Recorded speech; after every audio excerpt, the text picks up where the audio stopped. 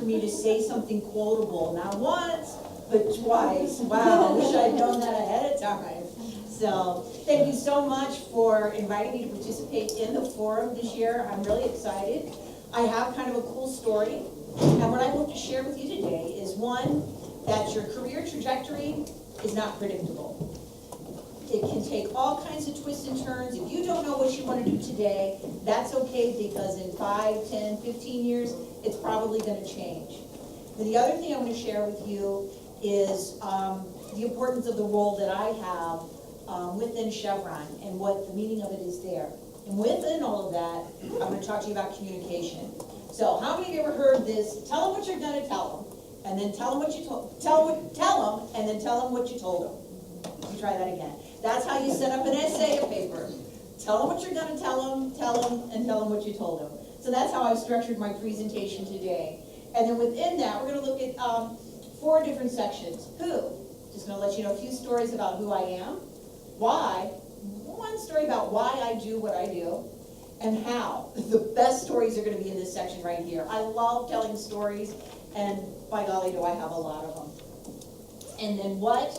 Stories that teach a lesson. So here's where we're going to get into the meat and potatoes of the position I have with Chevron and why it's important to Chevron that they have somebody doing this job.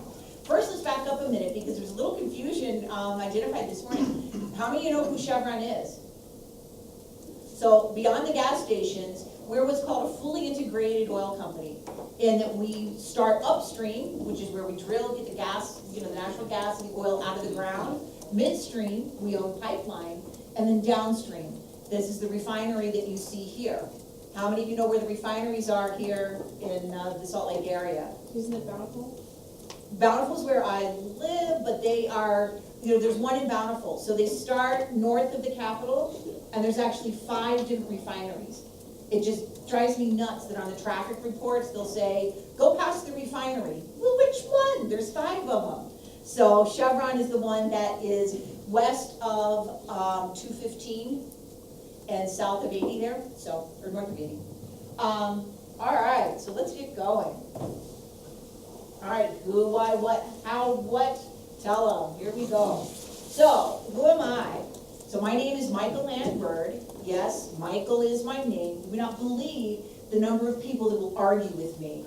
I will introduce myself and they say, oh no, you mean Michelle. No, I really mean Michael. I mean, who argues with somebody about their name? A lot of people when it's me. Grew up in Manassas, Virginia. How many of you ever heard of Manassas, Virginia? Why have you heard of Manassas, Virginia? You live where? Oh, okay. Anybody else heard of Manassas? And some relatives are from there. Okay. What historically significant event happened in Manassas, Virginia? Where's all my history majors? How many of you ever heard of the Battle of Bull Run? There, somebody got it. So, the first battle to open up the Civil War occurred in Manassas, Virginia. It's about 30 miles south and west of Washington, D.C. And literally people got in their wagons, on their horses, packed picnic lunches, and sat along the sides of the field, along the trees, to watch what they thought was going to be the only battle, almost like a pageant, that would start and end the Civil War in this one afternoon. It ended up being an absolutely horrible bloodbath. And it just was the beginning of 4 of the most difficult years in our American history. And actually there ended up being a second battle in Manassas a couple of years later. So that's the historical significance of Manassas. So, my personality. How many of you have taken a Myers and Briggs personality test? And so you know whether you're ENFP or ISTJ or whatever your 4 letters are. Don't ask me what that stands for. All I know is that I have a silly switch. I can only handle being serious for so long, and then I just kind of go, we gotta laugh. We gotta lighten things up around here. The other thing about me is that I'm very creative, and I get bored easily. So I have lots and lots of ideas, but implementing them and the details of them are more of a challenge for me.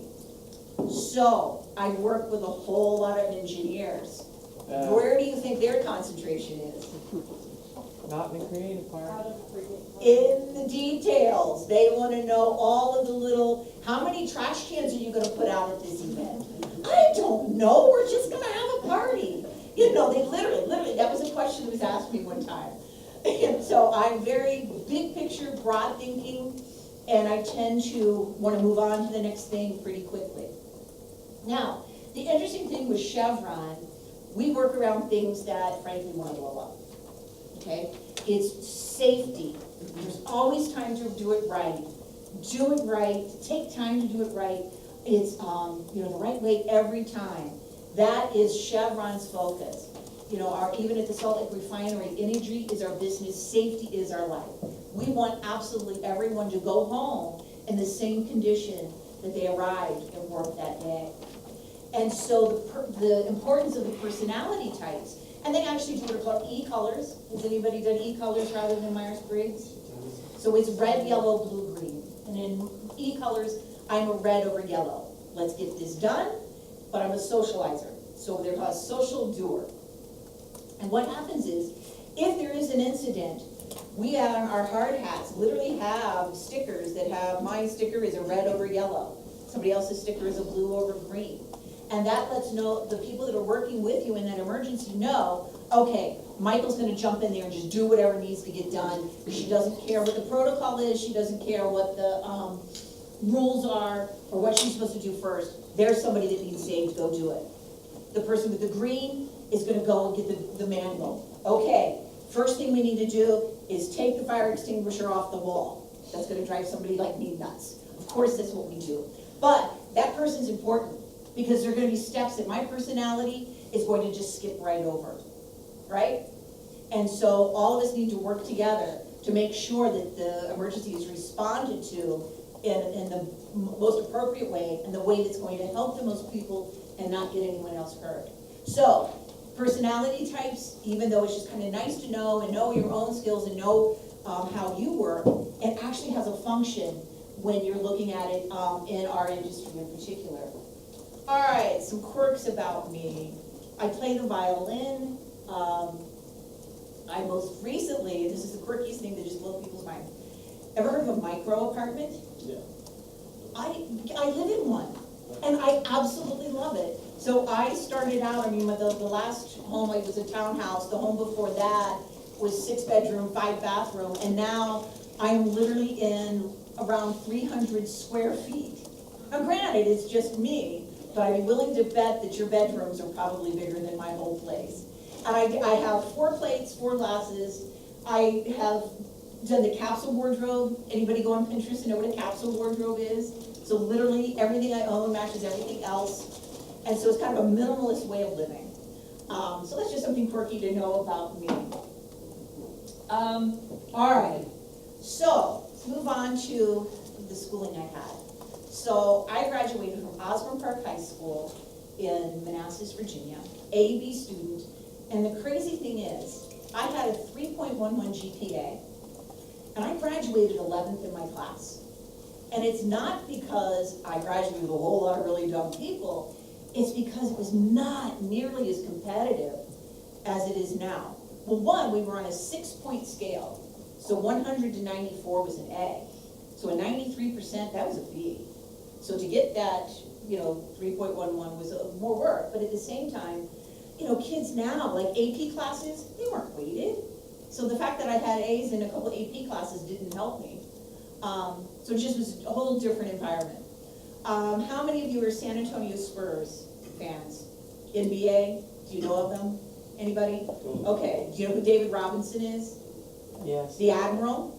absolutely. The Admiral, okay. Mr. Robinson's So, neighborhood. yeah, so I graduated with David Robinson, which, Cool. cool, he's a really cool guy. He's cool. He was 6'8" when we graduated high school, so they allowed him into the Naval Academy because of his perfect SAT score. And he grew another 8 inches after he got there, and so they were like, yeah, there's no submarine in the world we can put you on, and they released him to go play in the NBA. So that's kind of my brush with fame. So, here I am, I'm an AB student. I'm gonna be the first person in my family to go to college as a traditional student, to go directly out of high school. My dad had a degree, but he had gone after he'd gotten out of the Marine Corps, and I actually remember, maybe I've seen pictures of his college graduation in the early 70s. And so I had all these schools I wanted to apply to, all state schools in Virginia, and I missed the deadline because there's nobody saying, hey, that deadline means business. You know, because of the ENFP in me, details, nah, not so much. If I get it there around the 15th, that's good. Well, that's not true with college admissions. The 15th means the 15th. So, got all those applications sent back to me, but the one that I really wanted to go to was the College of William and Mary. And I did get that application in on time, but I wasn't accepted. And I couldn't figure this out. I had a good SAT score, I had good grades, I had lots of extracurriculars. What was going on? So we appealed the decision. And the response that came back was, your lack of interest in continuing your education is why.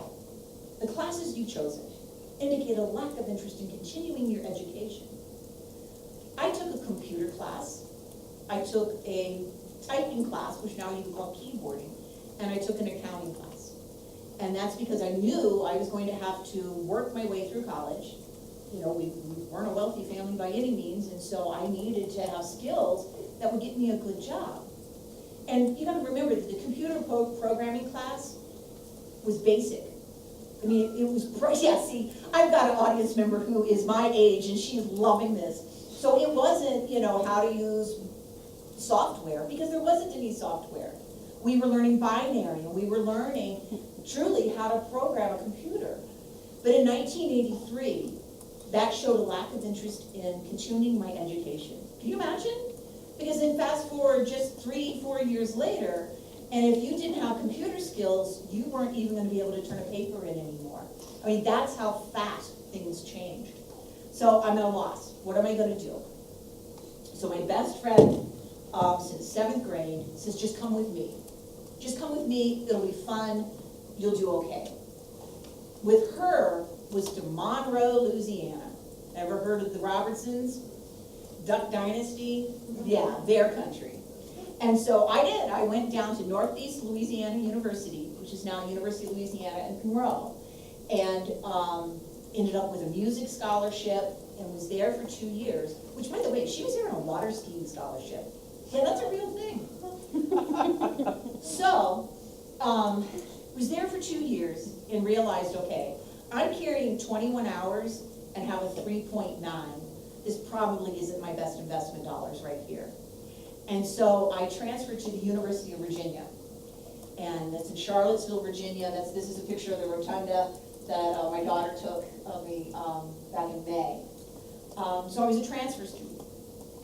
And that was probably the best thing I ever did, because I, one, was back where I wanted to be. I wanted to stay in the Virginia area. I loved being up there close to my family.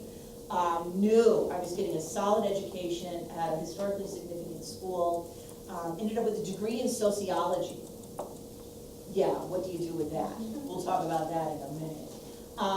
So that was kind of where I grew up, all through my education. So here's the why. How many of you read Simon Sinek's book, Start With Why? I highly recommend it. I'll add that to my list. I've got a couple things I think you guys should look into. It's fabulous because he says, if you know why you're doing what you're doing, why you're taking these classes, why you're getting a degree, why you work at a certain place, your motivation is going to stay at a high peak.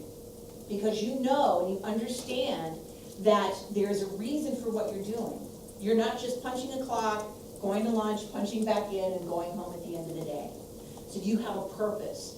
And as humans, when we have a purpose, that's what motivates us. And so my why are, I'll go from left to right, George, Jacob, Annie, and John. Those are my 4 kids. Not a traditional family in that I have not lived with them in several years. And that is because they've gone to boarding schools and they've gone to college early, and we've just kind of live all over the place. So George went to a boarding school close to Pittsburgh, Pennsylvania. He's now at Drew University in New Jersey. Jacob, the big guy there, yes, he is 6'4".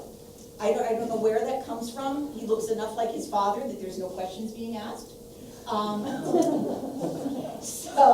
Yeah, there's only 18 months between him and George, but the size difference is just incredible. Anyway, so Jacob is going to a school in Maryland, community college there, getting ready to transfer to West Virginia University in the fall. Annie is at a boarding school in Virginia. She is at her junior year there and just loves it. And then John, he has known since he could walk, I think, that he wanted to be a mining engineer. So he will be 6th generation miner from our family. But he will be an engineer like his father is. And he's at South Dakota School of Mines in Rapid City. They don't come much colder than that place. So why I do what I do is I want to be able to provide for them. I want them to be able to call me and say, hey, can I go on this trip? And me be able to say, absolutely. You know, my daughter, you know, she'll call and say, can I go to Spain with any? I say, any adults going? You know, so it just is the ability to open the world to them because of the career that I've had has opened the world to me. So that is why I do what I do. You need to find your why. You need to decide what you're passionate about. Do you want to stay in Salt Lake City? Do you want to stay in Utah? Well, then you need to find a career that allows you to stay right here. Take advantage of Silicon Slopes. Take advantage of the refineries. Take advantage of the tourism. Find a job that will allow you to stay here. I don't think a job with NASA is going to work if you want to stay in Utah. Maybe, there's probably 2 or 3 jobs. But find your why. Are you absolutely passionate about a nonprofit organization that supports victims of domestic violence? Well, then you need to pattern your experience going up to when your career starts after that. Find volunteer jobs, choose classes, choose a degree that will support your why. And then you will be motivated as you are going through your classes, you're doing what you do, because you know your why is the end game to support the victims of domestic violence. Or you absolutely love to travel, and so you want to be able to have the means to travel. So you may be willing to do something you're not exactly fond of, but has a really big salary, so that you can travel. Or you may decide you want to retire early, and so that's your why. I am not spending a dime for the next 20 years on anything other than milk, bread, and eggs, so that I can retire at the age of 30 and snowboard the rest of my life. I mean, that's a why. Sounds crazy, but if that's a why, you're going to be motivated to make that why happen. All right, let's keep moving. All right, so the how. When I first got out of college, degree in sociology, I ended up in long-term care, nursing homes. So I did admissions and marketing at these nursing homes. So it kind of combined my, I've taken some marketing classes, some business classes, along with sociology. So it was kind of the social work and kind of a blend of the classes I had taken. But it wasn't deliberate. I mean, that's just kind of where I ended up. I hadn't found my why yet. And some interesting experiences within that. I mean, I worked at one in Charlottesville. I stayed in Charlottesville after I graduated. And we had a man in our nursing home that was retired from the railroad. And he went out the front door, walked 4 blocks to the train station, and he was literally 10, maybe 5 minutes from the station master putting him on a train because he had showed his retired railroad employee card. He's like, didn't you notice he was in slippers, pajamas, and had a wristband on? One of the other facilities I worked in, also in Virginia, was specifically for retired officers and their dependents. And so being in the DC area, you know, there was a good market for that. There were a lot of people that needed that service. And so at one point I had a man and his brother, and the brother was an admiral. And so I had Admiral so-and-so sitting across the desk from me, very serious, very, you know, very detailed, very military minded. He says, now I need to let you know, my wife, or my mother, has never been a part of the military. I said, that's okay, mine hasn't either. I thought the other guy was gonna fall off the chair because this guy, this admiral, was taking himself so seriously. It was like, that's okay, we got this, we got this. Other interesting thing that happened at that one is First Lady Barbara Bush came and did a ceremony for us. And this was right at the start of the Gulf War. So we literally had snipers. They were up on the roof of the building. We had dogs all around. I mean, it was kind of impressive. So, because, you know, we had government officials before, but in wartime, it looks a lot different. So from there, I ended up, moving around a little bit, and ended up in banking. And I wasn't necessarily a teller, but I ended up working in the training department, and I absolutely loved it. So I was helping to develop, we're back to the computers. For the first time, they were gonna start using computers at the teller windows. And so I helped develop the training modules to teach these tellers how to use the computer, and then actually taught the classes. And so I realized I really like being in front of people, and I really enjoy writing. And so it just developed a whole new skill set that fit with my personality well, and that I enjoy. But then I had to make a choice. So I was expecting my first child, and I was 31, and I needed to decide, am I going to be a stay-at-home mom, or am I going to be a working mom? And I decided to stay at home. And so for the next 15 years, that's what I did. But trust me, I worked a lot. But I kept up skills by volunteering, by working in a church, I even substitute taught for a while when my kids were in elementary school. So I did things that would keep my skills up, that would keep me interested, so that I knew, someday I'm probably gonna wanna go back to work. But there was a huge detour in there. So my kid's father had talked about wanting to milk cows. He grew up in a dairy farm, not far from where my grandparents had a dairy farm, so it wasn't completely foreign to me. And I can remember as a kid being on my grandparents' farm and absolutely loving getting up in a foggy morning with my grandfather and going out to the barn. That to me just looked so magical, because there was just all these little lights coming out of the barn, and it was, the night sounds and hearing the cows and, the smells. I even kind of like the smells. And so it was something that appealed to me also. And I knew that I wanted my boys in particular to be confident, and my daughter too. I wanted them to grow up knowing how to take care of themselves, how to do things, how to work hard, and the benefit of hard work. So to give you an example, one morning when the boys were probably 12 and 13, get into the car, won't start.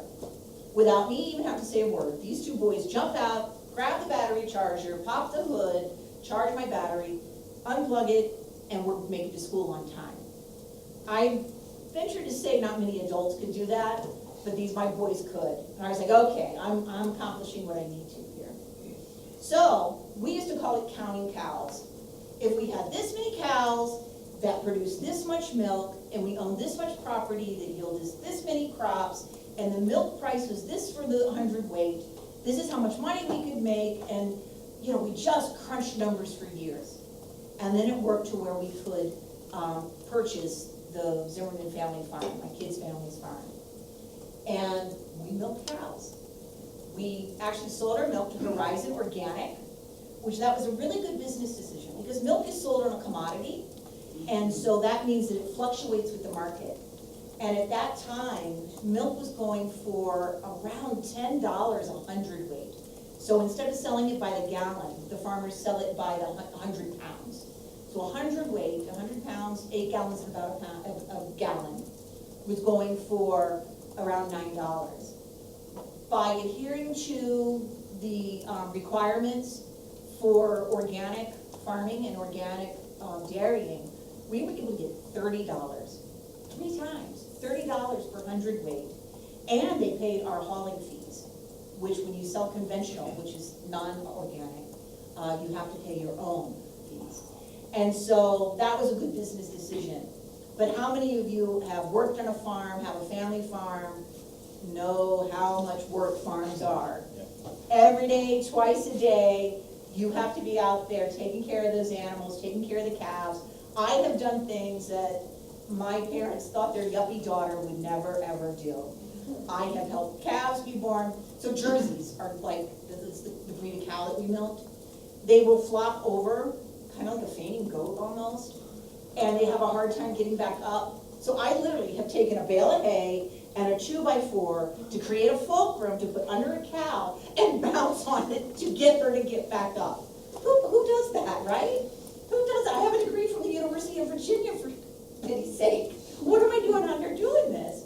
But I loved it. I love the physical work. I love being able to say, well, we're back to my personality type.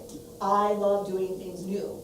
I love being able to say, guess what I know how to do that I bet you don't, and that's milk a cow. So, how did I end up here? So in the course of farming, I got to know the farming community, the agricultural community in Western Maryland. This is the westernmost part of the state. If you want to Google the state of Maryland, you can see it's, Maryland goes all across the bottom of Pennsylvania, part of New Jersey. So it goes from coast over to the mountains. Where our farm was, I should have put a map up there, I'm sorry. We, right on the West Virginia border, the westernmost border of Maryland. And they realized, the oil industry realized that there was natural gas in what's called the Marcellus Shale. Are any of you familiar with the Marcellus Shale? Okay, so it is a shale that goes from New York all the way down through West Virginia, even into part of Kentucky, Virginia, that yields natural gas. And so right now, because of the Marcellus Shale and also oil in the Permian Basin in West Texas, we are producing more energy than Saudi Arabia for the first time ever.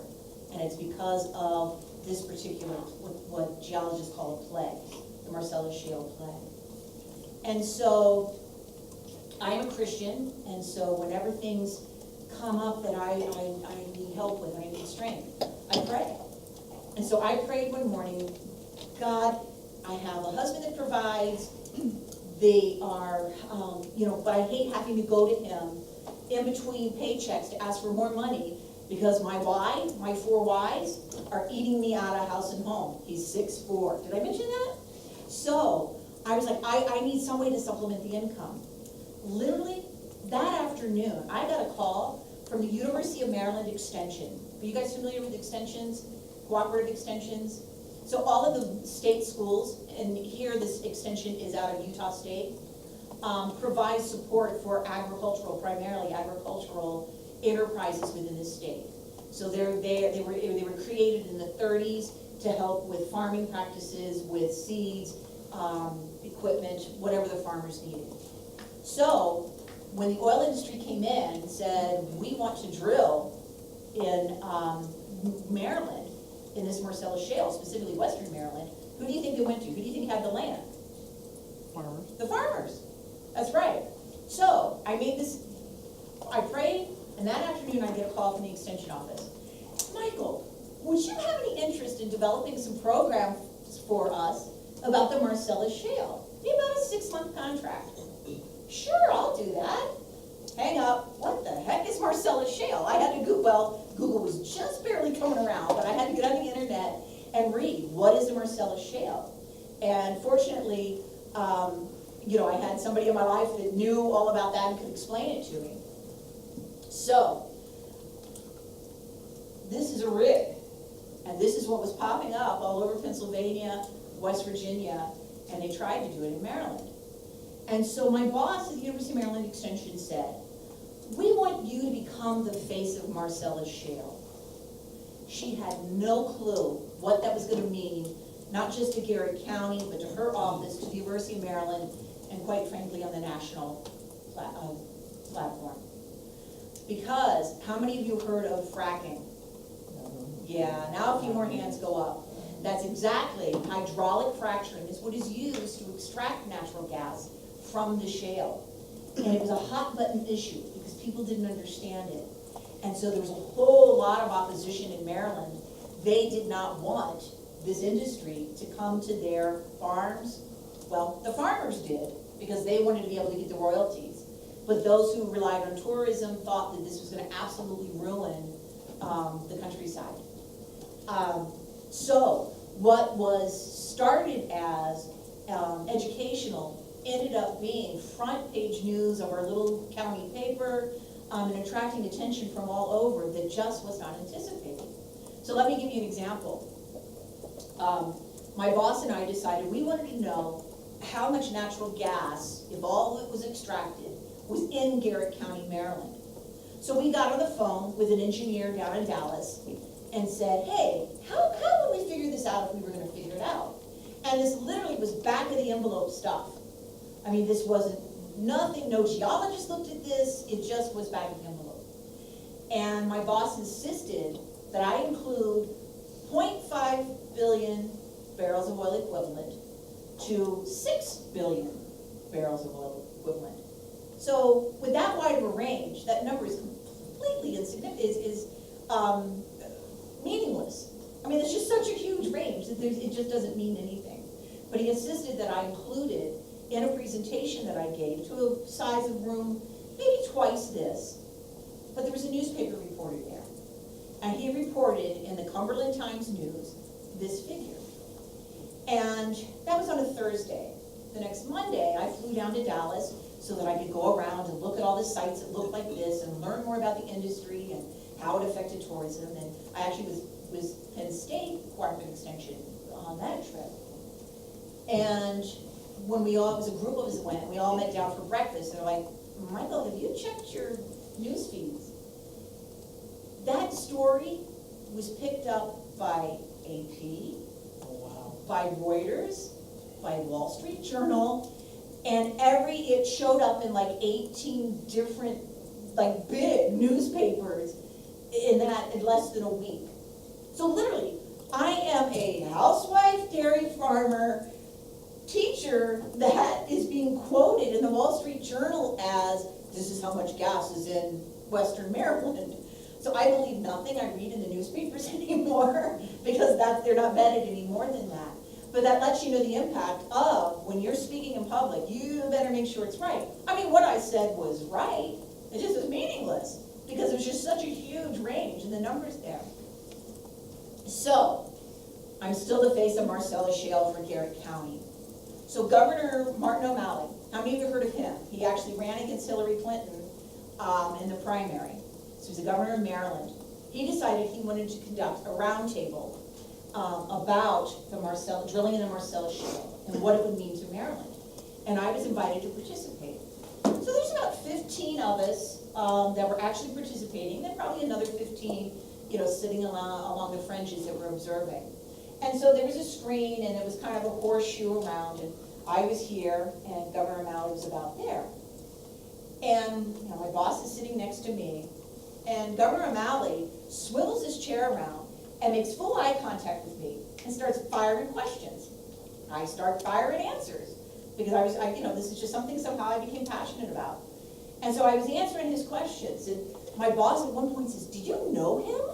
I said, "Well, we've met a couple times, but I don't think he remembers me." And so gets to a point where he says, "Do you think we can drill safely in Maryland?" And I said, "Absolutely, I think we can." And I said, "Look, you're in a position to where you do not have any regulation in place yet in Maryland, but you have the opportunity to go and observe the Chevrons, the chief oil and gas, and the companies that are doing it right, and use their best practices to establish your regulations." I said, "That's unique. You're going to be able to do this right." I said, "Let me use an analogy. So when the Secret Service teaches their agents how to identify a counterfeit bill, what do you think they use to teach them? No, not a counterfeit bill, because there's an infinite number of ways to do something wrong. There's an infinite number of ways to do something fake. But to do it right, there's only, in the case of drilling, 2 or 3 at the most. In the case of a real bill, there is one way to do it. So those agents, they study backwards and forward every bill so that they know what it's supposed to look like. And when they pick up a counterfeit, they're like, "Yep, look, this part's missing. Or that should be more green or less green, or the thread should be in there." Make sense? Yeah, so they're looking at how it's done right. Governor O'Malley goes, "You think there's a gold standard for drilling?" I said, "Yes, sir, I do." The room erupts. I've got state police coming over with my card. I've got people yelling, "She works for you and she wants them to frack here." I've never been so terrified in my whole life. I mean, it just was an incredible experience. So that was in about end of February. In April, Environmental Secretary Bob Summers is testifying before the U.S. Senate. Okay, so this is on C-SPAN, and I'm watching this from my living room. Bob Summers is testifying to the US Senate about how Maryland is gonna handle this new industry coming into the state of Maryland. God is my witness.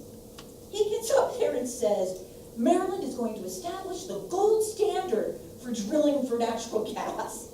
And I'm like throwing pillows at the screen, but are you kidding me? That's what I said. So, Maryland, fast forward a little bit, Maryland never did allow drilling for natural gas. And had it would have ended a lot sooner because geologically, it probably wouldn't have been as viable as areas in Pennsylvania. So as a result of that interaction with the governor, I attracted the attention of Chief Oil and Gas, which is an E&P, exploration and production company, that's out of Dallas that drills in the Marcellus Shale. And so they hired me as a community relations representative to where I would conduct town halls, I would engage business leaders and talk to them about drilling for natural gas and how it can be done safely and is being done safely and is actually a boon for the economy where it takes place. That was in April. 4 weeks later, they have a big meeting, put up a big map saying, guess what? Chevron has bought some of our assets. And I'm looking at the map and it looks familiar. And the reason it's familiar is because the territory I was assigned to represent was exactly what they've just sold to Chevron. But because Chevron didn't buy the company, they just bought the assets. So the asset would be the lease. In order to drill for gas or for oil, the E&P, the exploration production company, needs to have a lease. And so what they sold were these leases.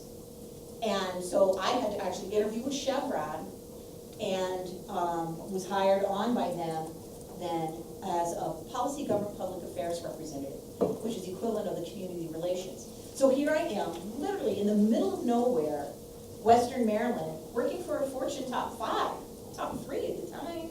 The only companies bigger were Walmart and Exxon. I mean, this is just, what a twist of events. I mean, to start out doing marketing and admissions for nursing homes to where I'm doing public affairs for Chevron? Wow. That's not how I planned it, but guess what? It was meeting my why. My why was definitely defined by then as my children. And now I had this incredible opportunity to open up the world to them through a job that otherwise I never would have had I not gone through the, even milking cows was part of that thread that created the tapestry of my career. So, 3 years ago, after 3 years in Marcellus Shale, I did 3 years. I've been here for 3 years now, doing essentially the same job that I did in Pennsylvania, but now I'm doing it, I'm representing Chevron's Salt Lake Refinery. And I really love it here. I mean, I have been able to engage in the community and accomplish things, one, because it's a state capital, that I might not have been able to had I stayed in Western PA, very rural Western PA. So, what do? Recognize this fella? So, let's start with policy. The policy part of my job. Chevron is a global company. Of our 60,000 employees, most of them actually work overseas. Indonesia, Africa, South America. I mean, we have Australia. One of our biggest projects right now is natural gas in Australia. So the human rights. Human rights are becoming an issue here, but they are a bigger issue in some of the foreign countries. We do what is called national content, where we need to make sure that we are hiring the number of people from within the country that need to, and that we're following the labor laws in every economy that we are part of. The other thing we do within policy is before we go into and start a new project, we have what's called an environmental social health impact assessment. So there is a year-long, sometimes longer study of the communities where we go, saying, okay, this isn't, the rig isn't here now, but it's going to be, hopefully, in a couple of years. What does that mean to the jobs of the people that live around this? What does it mean for the health? What does it mean for how they travel back and forth to work? What is it going to mean to the environment? Are there endangered species that we need to be aware of? Do we need to move it to a different location because of the watershed? you know, we're very, very cognizant when we move a project in, that it is beneficial to, in all of those elements, to the communities where we go. Then government affairs, so I have legs and regs, legislation and regulation. So legislation, so here in Utah, what is the biggest issue that you think is facing Utah right now, legislation? Air quality. So absolutely, so we are following the legislation. Legislative session is in right now. My boss is up on the hill for the next 2 months, making sure that the standards that they're proposing are ones that we can feasibly, and we will comply with, but also are going to accomplish what the legislators want it to accomplish. The other thing is tier 3. If you're familiar with tier 3 gasoline, so it's the octane level. So the higher the octane levels, right, the less emissions there are. And so the compliance with that. And then also taxes. Not so much here because we don't own the convenience stations here, but in California, Chevron, the corporation, actually owns the gas stations, convenience stores. So who would have thought that free-range eggs would be an issue, selling of free-range eggs would be an issue for Chevron to deal with.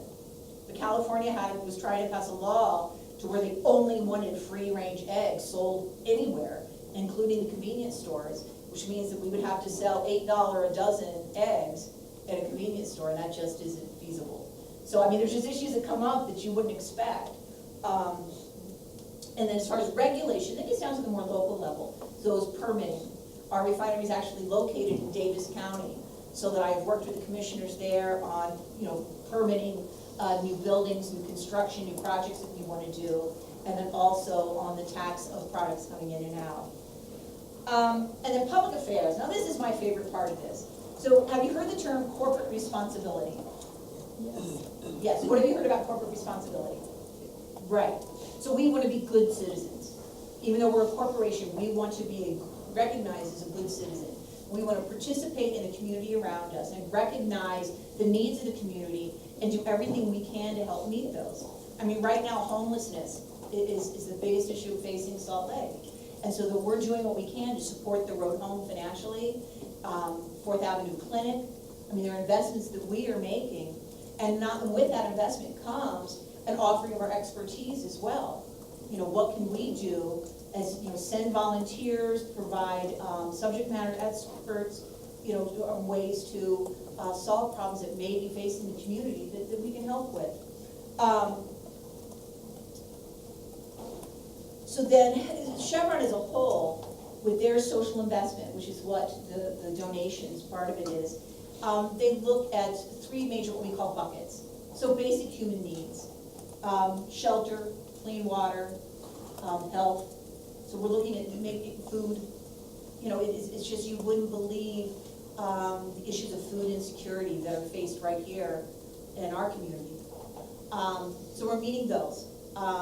Chevron is one of the biggest international supporters of AIDS research and helping the patients that are HIV positive, and especially working with mothers to make sure that the babies they have are not being born HIV positive. The other thing we look at is STEM education. So everybody wears STEM, science, technology, engineering, math.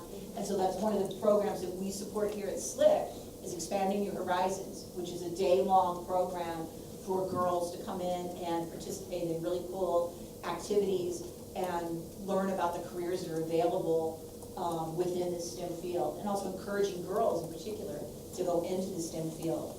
And then the other is economic empowerment. This is not as big of an issue here in the States, but overseas, we're definitely encouraging those that work and live around our facilities, what small businesses we need, what they can do, what skills they need, and helping with workforce development so that they can get the jobs, you know, the good paying jobs, not only with our industry, but in other industries, which kind of circles back around to the STEM. Another big part of my job, and this is where I'll wrap up, is communication. And so I do a lot of internal communication, which is newsletters and emails, and we do an annual business plan rollout, and I plan that event. And then the other part of the communications is media relations. So that is not only gaining earned media, which is saying, hey, guess what, we're doing this really cool service project, and we'd like for you to come and cover it, or we think this is a story you should publish. And they do that a lot of times. But this is also dealing with the media when there is an incident. And unfortunately, when I was in Pennsylvania, there was an incident and a man lost his life because of a well fire. And this was the first time that Chevron really realized how much of an effect social media has, and this is, been almost 4 years ago now, has on our news cycle now. I mean, it used to be the news cycle was 24 hours. I mean, you sat down, you watched the news in the evening, or you read the evening paper. Now it's literally minutes. I mean, I've had reporters call me at noon for an interview and publish online at 12:03 saying Ms. Byrd was not available for comment.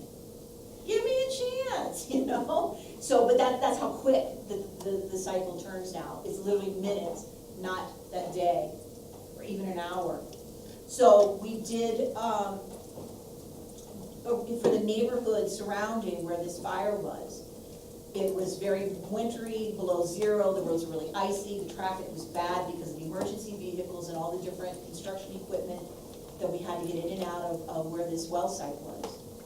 And so, how many of you were here or remember when there was the oil spill at Red Butte on the pipeline? So, one of the women that I worked with had worked that. And what they had done for that neighborhood was provide them coupons to Chick-fil-A, knocked on the door and said, hey, we're really sorry that this has happened. And we know this is a big inconvenience because of the traffic here also.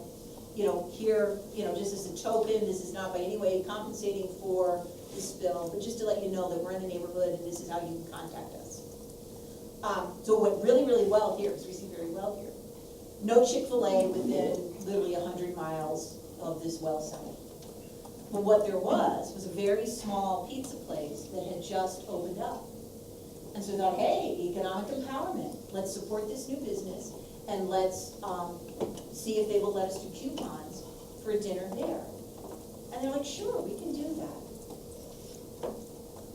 Went around door to door, talked to people, left the coupons. There was one home where we just put it in the screen door. That one person took a picture of it, of the letter and the coupon, and put it on Instagram. There were protests in London.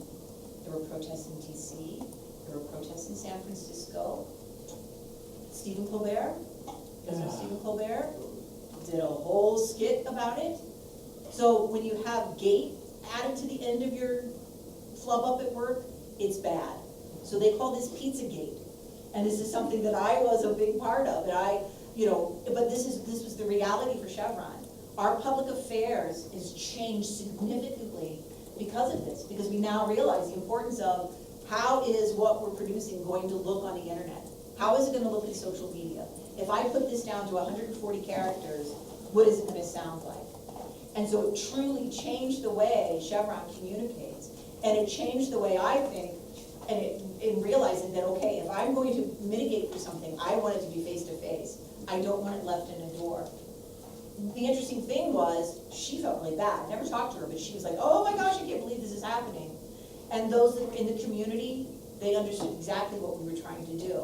It was how it was interpreted way, far away from the actual incident. And so that is, something all of you to think of when you're personally putting something online. Is it okay? Am I ready for this to be seen by a boss in the future? Because guess what? They are going to look. So that is my career trajectory. That is how I got to where I am. That is what I do. Because they thought we were trying to compensate for the loss of a life with a piece of pizza. So the question is Chevron going into renewables? Yes. Is that what you're asking Yeah, for? So we are an oil company. So we are going to continue to extract oil and sell oil. But at the same time, we are so very careful of the environment and the steps that we take to protect the environment and to make sure that we are doing as little harm as possible, if any, while we're extracting. I mean, those are the steps we're taking. So I hope that answers your question. Well, thank you very much. I appreciate your time.